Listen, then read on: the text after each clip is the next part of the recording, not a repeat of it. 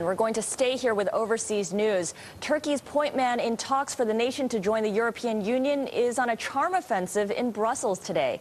And this trip comes before Turkey signs a pipeline deal for Europe next month.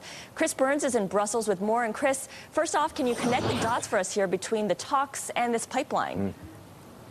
Well, Scarlett, it's that 600-pound gorilla. Everybody insists they're not linking to it, but this Nabucco pipeline deal that's supposed to be signed by Turkey next month is very much on the minds of the negotiators here, especially as Russia and Ukraine have been clashing lately over gas bills.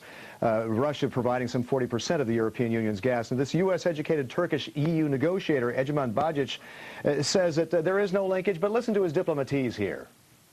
In the long term, Nabucco itself will not be adequate. We will need many other Nabuccos because the demand for energy is going to increase. And Turkey will not be a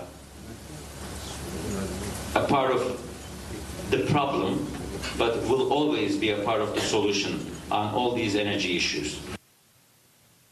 More charm offensive tonight when Recep Tayyip Erdogan, the Turkish Prime Minister, arrives for a meeting with the EU chief, Jose Manuel Barroso. Scarlett. And Chris, what's been holding up the membership talks? Well, I talked to an EU source today. He says the main stumbling block is the Turkish occupation of northern Cyprus. That's got to be ended, he says. The ball is in the Turks' court. But there are other issues on civil rights for women, for ethnic Kurds, tightening civilian control of the army, depoliticizing the justice system. Bajic says, though, he intends on getting full membership and he intends on finishing those talks. Scarlett. And Chris, how close is Turkey to getting more aid from the International Monetary Fund?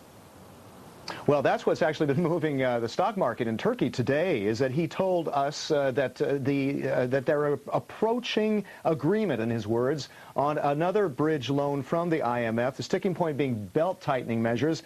He says that he has a tough relationship with the IMF, not as tough as with the EU, but he says that can be worked out. He's confident, and that he credits the IMF for helping bring Turkey really trying to whip its economy into line. Scarlett. Bloomberg's Chris Burns in Brussels.